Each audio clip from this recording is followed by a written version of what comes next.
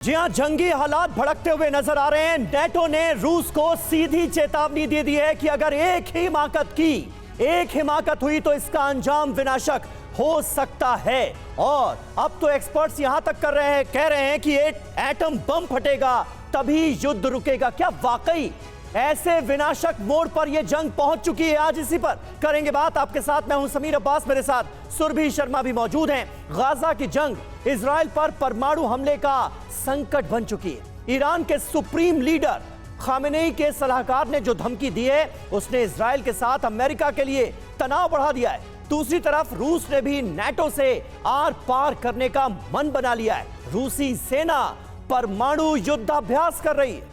और ईरान की धमकी पर इजराइल की ओर से भी अभी तक कोई बयान तो नहीं आया है, लेकिन इजराइल भी खामोश नहीं रहेगा। इजराइल किसी भी हाल में ईरान को परमाणु बॉम्ब बनाने नहीं देगा, क्योंकि ईरान के एटमी प्रोग्राम को इजराइल अपने लिए बड़ा खतरा मानता है। आज ईरान की धमकी और रूस के नए प्लान पर होगी बात। वहीं सबसे पहले बड़ी खबरें लगातार जिस तरीके से समीर सामने आ रही है, बड़ी खबर है कि किस तरीके के तनाव के बीच में एटमी धमकी और इसकी चेतावनी को लेकर बड़ी खबर। जी हां, इजराइल से जंगी तनाव के बीच ईरान ने दी एटम बम बनाने की धमकी। ईरान ने इजराइल को यह बहुत बड़ी धमकी दी है। अस्तित्व पर खतरा हुआ तो बदलेंगे परमाणु नीति को बदल दिया जाएगा। खामेनेई के सलाहकार खुद ये बड़ा दावा कर रहे हैं। अस्तित्व पर खतरा हुआ तो परमाणु नीति बदली जाएगी ईरान की, ये कह दिया है खामेनेई के सलाहकार ने।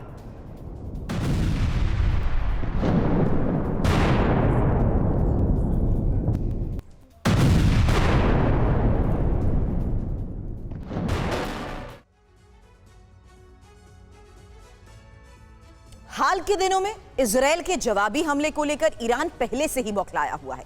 अब ईरान ने इजराइल को एटमी हथियारों को लेकर धमकी दे दी है। और ईरान ने अपनी धमकी में क्या कहा है, यही इस वक्त की ये बड़ी खबर है, जिसके बारे में डिटेल इंफॉर्मेशन अब आपके सामने। क्योंकि अस्तित्व को खतरा तो एटमी नीति बदलेंगे। एटमी बम बनाने पर हमारा कोई फैसला नहीं हुआ, एटमी सेंटर पर हमले हुए तो दूसरा कोई विकल्प नहीं। जी हाँ, ईरान यानी ये बताने की कोशिश कर रहा है कि अगर ऐसा होता है तो हमारे पास भी कोई ऑप्शन है नहीं। हमारे पास परमाणु बम बनाने की क्षमता मौजूद है। हमारा परमाणु कार्यक्रम शांति उद्देश्यों के लिए है। ये एक लाइन ऐड की गई है स्टेटमेंट में। एटमी सेंटर पर हमले हुए तो हमारा धैर्य टूट जाएगा, ये कमाल खराजी कह रहे हैं, जो कि खामेनेई के सलाहकार हैं। उनकी तरफ से, ईरान की तरफ से ये बड़ी एटमी धमकी सामने आई। हालांकि इसी धमकी को लेते हुए समीर, अपने खास मेहमानों से भी हम चर्चा की शुरुआत करेंगे और उनका परिचय इस वक्त करा दें। लेकिन इस बीच बता दें कि हमारे साथ हमारे सहयोगी मनीष झा भी इस वक्त हमें ज्वाइन कर चुके हैं और साथ ही lieutenant retired Sanjay Kulkarni sir as a defence expert इस वक्त हमें ज्वाइन कर चुके हैं। महेश सचदेव फॉर्मर डिप्लोमेट इस वक्त हमारे साथ हैं और एज वाई माइस्ट्रल retired OP Tiwari sir as a defence expert हमें ज्वाइन कर चुके हैं। लेकिन सबसे पहले मनीष, एक क्विक अपडेट, क्योंकि ये धमकी और एक बार फिर से न्यूक्लियर थ्रेट को लेकर दी जा रही चेतावनी में शब्दों में बदलाव इस बार नजर आ रहा है। देखिए, जब रूस यूक्रेन युद्ध के चरम पर अमेरिका और रूस ने स्टार्ट टू संधि से खुद को अलग कर लिया था, उसके बाद से ही ये संभावना बन गई थी कि अब कोई भी एक गैर जिम्मेदार देश इस हालात पर पहुंच सकता है जहां पर परमाणु हथियार का इस्तेमाल होगा। आप सोचिए, आज की तारीख में दुनिया में एक ऐसी संधि नहीं है, एक ऐसी एजेंसी नहीं है जो परमाणु युद्ध को रोक सके। बल्कि अगर अब तक रुका है तो सिर्फ इसलिए रुका है क्योंकि रूस के राष्ट्रपति व्लादिमीर पुतिन है, जो समझते हैं कि परमाणु हथियार के इस्तेमाल से क्या कुछ हो सकता है। लेकिन ईरान पर, नॉर्थ कोरिया पर यह जवाबदेही नहीं है। और ईरान, जिसे लेकर अब यह संभावना जताई जाने लगी है कि वो कुछ घंटे के अंदर परमाणु बम बना सकता है, या हो सकता है उसने बना लिया हो लेकिन अभी तक पता लगने नहीं दिया है, तो वैसी स्थिति में सोचिए अगर ईरान ने इसका इस्तेमाल किया तो कौन उसे रोकेगा? किसे रोकने की आज की तारीख में हैसियत है? यूएन की कोई सुनता नहीं है, अमेरिका की आज की तारीख में कोई सुनने वाला नहीं है। रूस अगर चाहे ईरान का इस्तेमाल कर ले तो कभी भी परमाणु युद्ध हो सकता है। बिल्कुल, और ये बहुत चिंताजनक खबर इस वक्त हमारे सामने है। लेफ्टिनेंट जनरल संजय कुलकर्णी, किस तरह से आप देखते हैं इस खबर को? एक तो ईरान का ये स्टेटमेंट और दूसरी तरफ नाटो रूस को चेताता हुआ नजर आ रहा है। रूस नाटो को यह बताता हुआ नजर आ रहा है कि एक हिमाकत अगर होती है तो आने वाले वक्त में बड़ी तबाही ला सकती है। ये मैसेजिंग जो है ये क्या अपने आप में बता रही है? आने वाले वक्त को लेकर क्या संदेश दे रही? समीर, ये बहुत अच्छी बात है कि सब एक दूसरे को धमकाने की कोशिश करें, यही एक डिटरेंस है। इस्तेमाल तो भूल जाइएगा। ये म्यूचुअली एश्योर्ड डिस्ट्रक्शन है। सब कोई जानता है कि अगर हमने न्यूक्लियर बम का इस्तेमाल किया, चाहे वो टैक्टिकल हो, स्ट्रैटेजिकल हो, कितना भी उसका इंटेंसिटी हो, लेकिन बहुत जबरदस्त खतरनाक है। और कोई भी, मान लीजिएगा आप मेरी बात, कोई भी इस्तेमाल नहीं करना चाहता। चाहे रूस के पास 5800 हो, अमेरिका के पास भी तकरीबन उतने ही हो, और ईरान जो है कहता है कि मैं 3 और 5 बनाने की काबिलियत रखता हूं, इजराइल कहता है हमारे पास ऑलरेडी है, पाकिस्तान कहता है, नॉर्थ कोरिया कहता है। लेकिन ये सब कहने की बातें हैं, ये किसी की हिम्मत नहीं है, क्योंकि वो जानता है जिसने इस्तेमाल किया उसके बाद वो तो तबाह हुआ, दूसरे की इतना नहीं होगा। जो सेकंड स्ट्राइक कैपेबिलिटी है वो बहुत कम देशों के पास है। फर्स्ट स्ट्राइक कैपेबिलिटी तो चलो, अब ये आपने देखा कि 300 मिसाइल ईरान ने इजराइल के ऊपर डालने की कोशिश की, 99% तो रास्ते में खत्म हो गए, 1% पहुंच पाया। तो ऐसे इसमें ऐसी हालात में ये कहने का, ये रिटॉरिक अलग बात होती है, ये सिर्फ एक डेटरेंस है, लेकिन आज जो तस्वीरें सामने आ रही हैं और जिस तरीके की तैयारी नजर आ रही है उसको भी तो नजरअंदाज नहीं किया जा सकता ना। अब अगली बड़ी खबर भी यही है कि ईरान के एटमी प्रोग्राम को लेकर दावों पर तस्वीरों के जरिए भी खुलासा हो गया है और ईरान के कई एटमी सेंटर्स पर हलचल तेज हो गई है। सैटेलाइट तस्वीरों के जरिए ही ईरान के एटमी प्रोग्राम का सच सामने आया है। आपको बता दें, पिछले 5 साल से ईरान एटमी प्रोग्राम को लेकर जिस तरीके से तेजी से आगे बढ़ रहा है समीर, स्पेक्यूलेशंस उसी आधार पर हर बार ईरान की एटमी तैयारी को लेकर लगाए गए हैं। बिल्कुल, 5 सालों में लगातार ईरान का एटमी प्रोग्राम आगे बढ़ा है और अब वो इस मुकाम पर पहुंच चुके हैं कि कभी भी परमाणु बम बना सकते हैं। खुद को इस पोजीशन में ले आ चुका है ईरान। ऐसी तमाम जानकारियां सामने आती रही हैं। अब आपको ईरान के न्यूक्लियर प्लान को लेकर जो दावे किए गए हैं उनके बारे में बताते हैं। पहले भी कई सैटेलाइट तस्वीरों में खुलासा हो चुका है कि कैसे ईरान अपने परमाणु प्लान को आगे बढ़ा रहा है। कुछ तस्वीरें फैक्ट्स के साथ हम आपके सामने रखने जा रहे हैं। यहां पर इंफॉर्मेशन वॉल पर ईरान की न्यूक्लियर तैयारी को आइए डिकोड करने की कोशिश करते हैं। 15 जनवरी 2024 कुहे कोलांग गाजला पर्वत की यह तस्वीर आपके सामने है। सीक्रेट एटमी साइट की यह सैटेलाइट तस्वीर मानी जाती है। यह देखिए, ये ईरान की न्यूक्लियर तैयारियों का जब हम जिक्र करते हैं तो इस साइट पर नजर डालना जरूरी है। 15 जनवरी 2024 की ये तस्वीर सामने आई है, जो कुहे कोलांग गाजला पर्वत है वहां की ये तस्वीर है। इसके बाद 11 दिसंबर 2020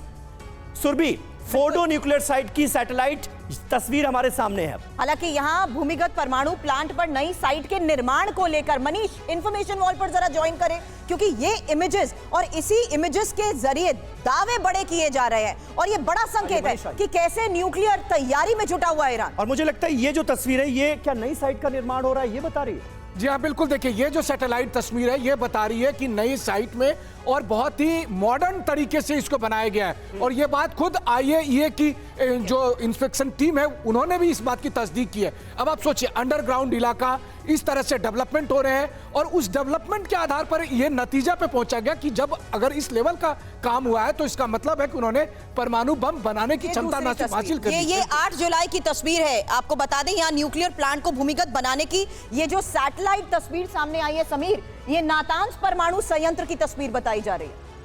मनीष, देखिए 8 जुलाई 2020 यानी काम बहुत पहले से चल रहा था। लगातार ईरान ने साल दर साल अपने आप को तैयार किया है इस स्टेज में आने के। देखिए, 4 साल पहले का ये डेवलपमेंट था। बिल्कुल 4 दिन पहले क्या हालात है, अब उससे आप अंदाजा लगाइए।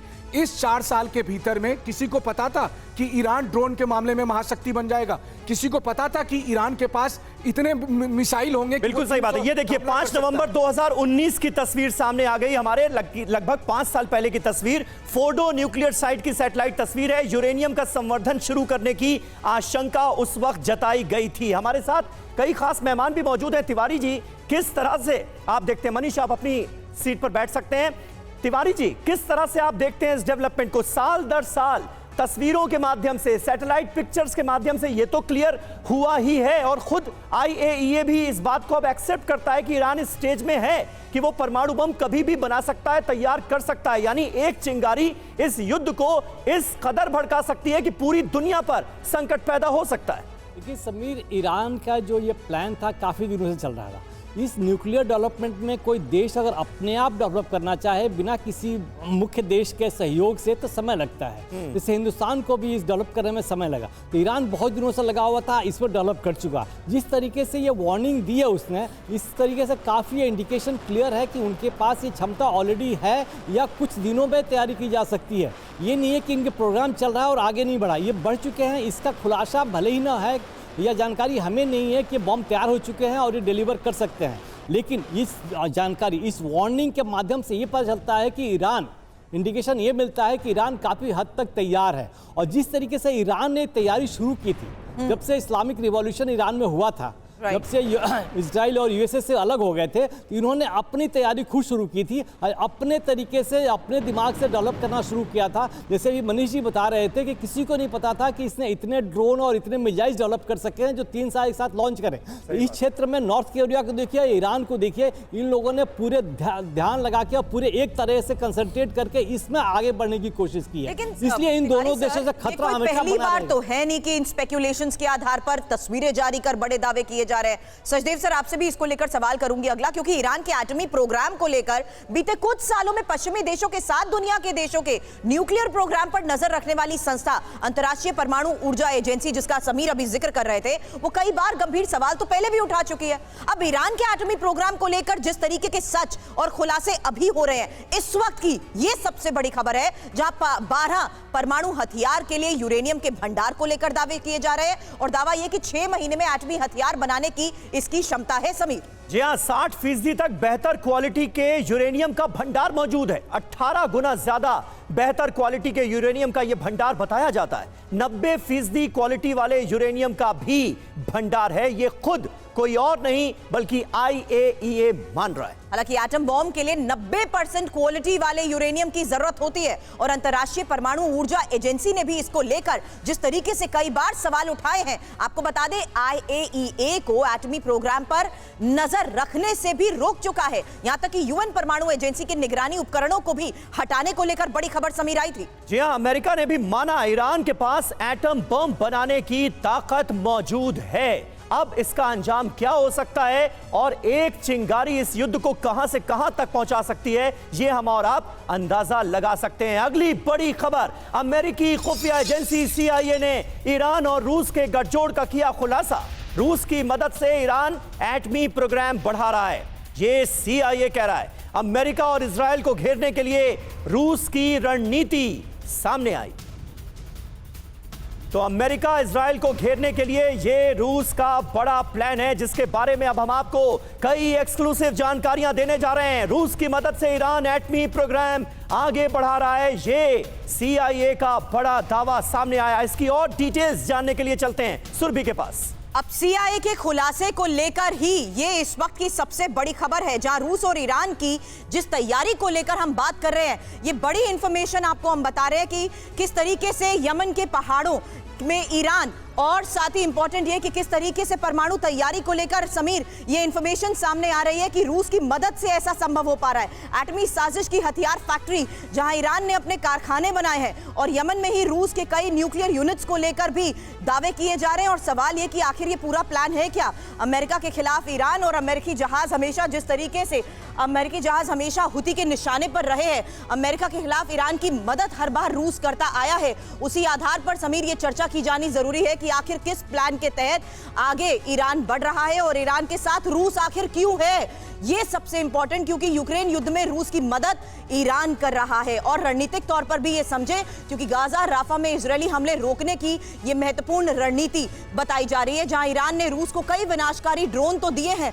लेकिन अब ये साफ हो चुका है सचदेव सर, जो बात तिवारी सर भी कह रहे थे, कि कहीं ना कहीं ईरान को सबसे बड़ा सहयोग है, और वो सहयोग रूस का है, जिसके बलबूते वो आज इस तैयारी के तहत धमकियां दे रहा है। जी, मेरा रुख इस बारे में थोड़ा अलग है। परमाणु शस्त्र बनाने की क्षमता के 3 अलग अलग विभाग हैं। एक तो यूरेनियम, परिष्कृत यूरेनियम या प्लूटोनियम होना चाहिए। दूसरा, उसका वेपनाइजेशन की टेक्नोलॉजी होनी चाहिए। और तीसरा, उसकी डिलीवरी के लिए साधन होने चाहिए।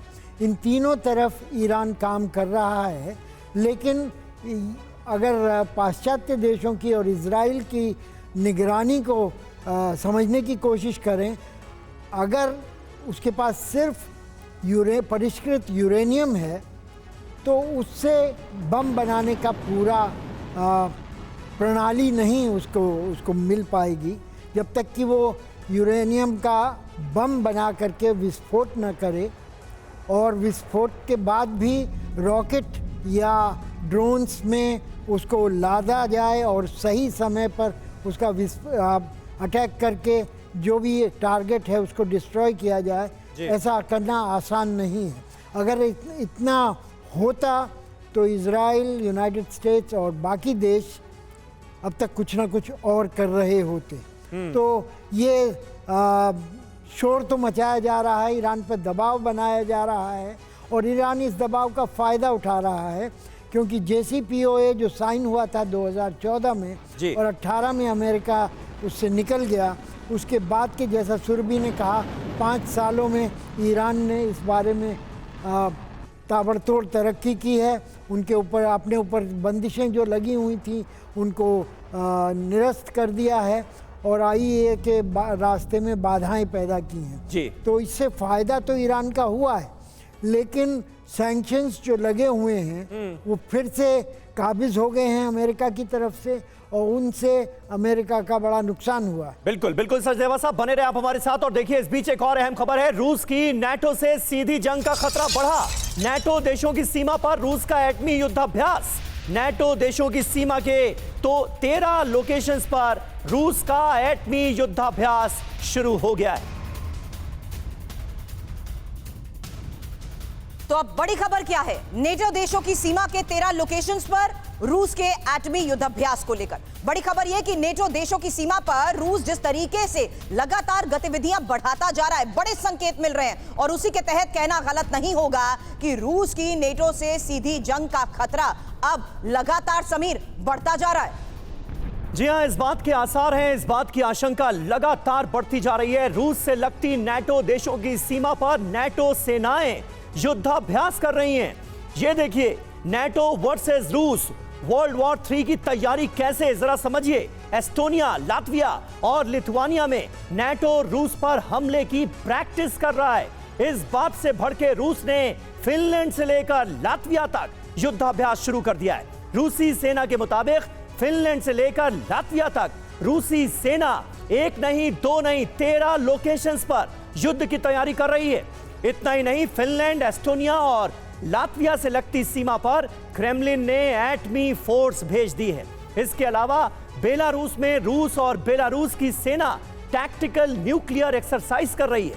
माना जा रहा है कि रूस बेलारूस से लगने वाले देशों पर इसी फ्रंट से एटमी हमला करने वाला है। नाटो देशों के खिलाफ पुतिन ने समंदर में भी चक्रव्यूह तैयार कर दिया है।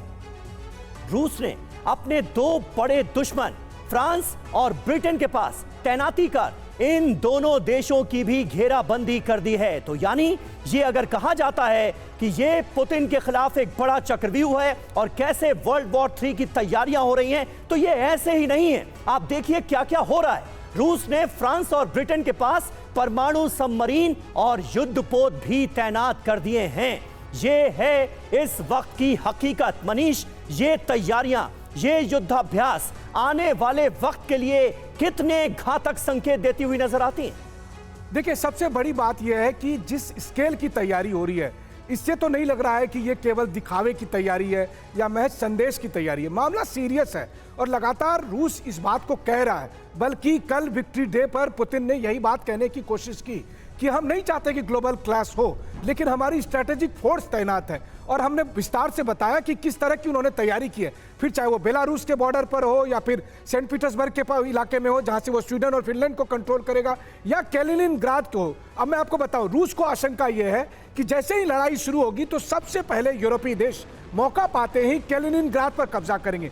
कैलिनिनग्राड वो इलाका है जो रूस के मेनलैंड से दूर लेकिन वो बाल्टिक कंट्री और पोलैंड से घिरा हुआ इलाका है, तो रूस को इस बात का डर है और उसने उन्होंने पूरी परमाणु तैयारी कर रखी है। एक बड़ी खबर जो अभी अभी आपने दी है वो बता दें, क्योंकि राफा को लेकर इजराइल और अमेरिका के बीच तनाव से जुड़ी खबर महत्वपूर्ण है। अब सऊदी अरब ने मध्यस्थता की पेशकश की है। यूएस इजराइल के तनाव खत्म करने के लिए मध्यस्थता की पेशकश को लेकर इस वक्त ये बड़ी खबर, जहां राफा पर हमले को लेकर इजराइल से अमेरिका तो नाराज है, लेकिन अब यूएस इजराइल का तनाव खत्म करने के लिए मध्यस्थता की पेशकश की गई है सऊदी अरब की तरफ से। समीर, तो सऊदी अरब का ये रोल बड़ा महत्वपूर्ण है और खासा दिलचस्प भी, इस पर आगे बात करेंगे। इस बीच देखिए, राफा पर इजरायली एक्शन को लेकर बड़ी खबर है।